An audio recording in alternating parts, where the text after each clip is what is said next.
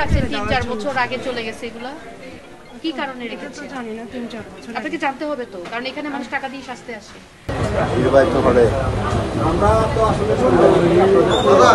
আজিয়ে ডিসেম্বরের 8 তারিখ জাতীয় ভোক্তাধিকার সংরক্ষণ অধিদপ্তর বাইরে তার নিয়মিত অভিযানত প্রথমে অভিযান পরিচালনায় দয়াময়ী মিষ্টান্ন ভান্ডার নামে উগ্র মিষ্টির দোয়ান এই মিষ্টির দোয়ানত মিষ্টির মধ্যে তেল্লে সুরিয়ে তেলই নানারম্যে ফোকযোগ দেহনে এবং অস্বাস্থ্যকর নোংরা পরিবেশত মিষ্টি উৎপাদনের কারণে তারে প্রাথমিকভাবে সতর্ক করে 1 লক্ষ টাকা জরিমানা করা হয় এবং ভবিষ্যতে এল্লা ঘটনার পুনরাবৃত্তি নগরী বেলায় হুঁশিয়ারি দেওয়া হয়। এখানে ঢুকে যেটা দেখলাম যে মিষ্টির শিরার ভিতরে তেলাপোকা মরে পচে আছে, একেবারে পচেই আছে। তো এটা আসলে অনাকাঙ্ক্ষিত। এরপরে দধির ভিতরে আবার তেলাপোকা মরে পড়ে আছে।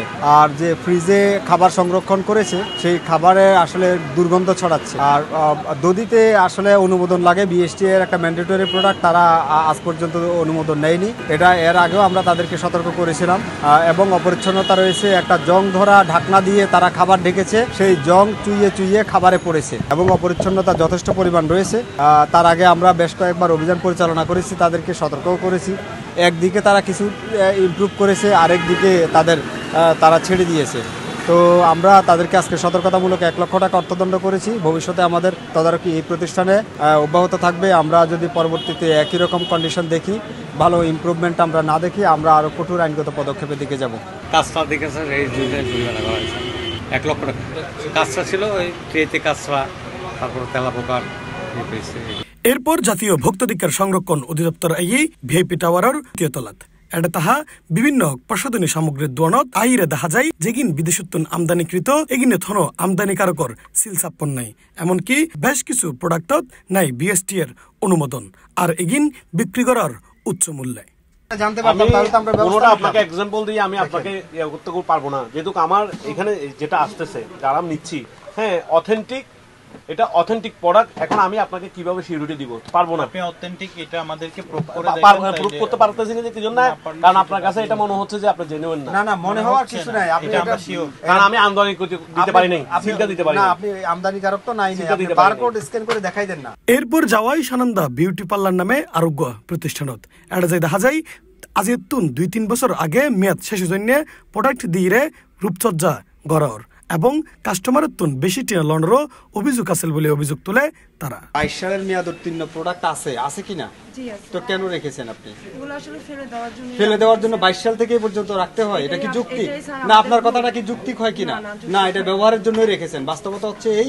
জাতীয় ভোক্তাধিকার সংরক্ষণ অধিদপ্তর মিষ্টির দোয়ানত অভিযান পরিচালনা করি জরিমানা করে 1 লক্ষ টাকা এবং দুয়া কসমেটিক্স দোয়ানত জরিমানা করে 18,000 টাকা আর বিউটি পার্লারের জরিমানা করে 10,000 টাকা। আমরা যে 2টা প্রতিষ্ঠানে গিয়েছি কসমেটিক্সের, সেই 2টা প্রতিষ্ঠানেই আমরা প্রবলেম পেয়েছি। প্রচুর পরিমাণ আমদানিকারক বিহীন পণ্য পেয়েছি, যেগুলোর বারকোড চেক করে তাদেরকে বলেছি এটা অথেন্টিসিটি যাচাই করে দেন, যাচাই করে দিতে পারেনি। তো আমরা 2টা প্রতিষ্ঠানেই সতর্কতামূলক ব্যবস্থা গ্রহণ করেছি। আর একটা পার্লারে আসছি, পার্লারটায় দেখলেন যে মেয়াদ উত্তীর্ণ প্রচুর কেমিক্যাল বা ক্রিম বা প্রসাধনী ব্যবহার করছে তারা। তো এটা 22 সালের মেয়াদ উত্তীর্ণ পর্যন্ত ব্যবহার করছে। তো সেটা আসলে খুবই দুঃখজনক। উনি ভদ্রমহিলা বললেন যে ভবিষ্যতে আর এটা হবে না। আমরা সতর্কতামূলক এই মেয়াদ উত্তীর্ণ প্রসাধনী ব্যবহারের জন্য আমরা এই প্রতিষ্ঠানকে 10,000 টাকা অর্থদণ্ড করেছি। আর অন্য 2টা প্রতিষ্ঠান যেগুলা কসমেটিক্স, আমরা সেই 2টা কসমেটিক্সকে আমদানিকারকের ছিল না বিদায় আমরা ওটাকে 18,000 টাকা অর্থদণ্ড করেছি। ওই 2টাকে আমাদের কার্যক্রম আমরা এটাতে চলমান থাকবে এবং আমরা তদারকি অব্যাহত রাখবো।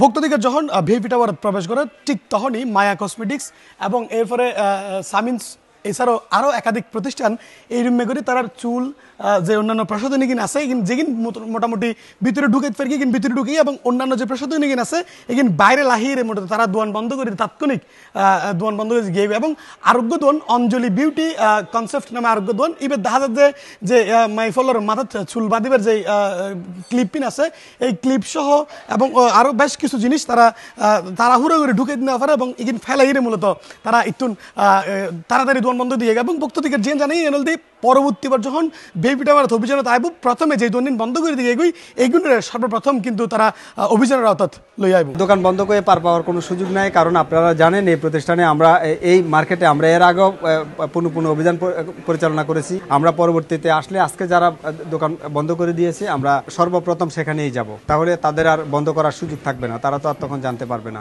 আমরা তখন আইনগত ব্যবস্থা গ্রহণ করব। আমরাও আসছি দোকানে, এখন তো দেখতেছি না দোকান বন্ধ, আসছি কিছু জিনিসের জন্যই আসছি। এটা আসলে আপনাদের এভাবে আসলে তো কখনো ধরতে পারবেন না, আপনাদের আসতে হবে অন্যভাবে, কারণ আপনারা আসলে নিচে এটা খবর হয়ে যায়, ওই হিসাবে ওরা চলে যায়। মানুষের থেকে মূল্য টুল্য ঠিক মতো নেন নাকি উল্টাপাল্টা নেন? কম মূল্যেই আপনি চার্ট দেখতে পারেন না, চার্টের বাইরে নাকি মূল্য নেন এরকম? না না না। হ্যাঁ।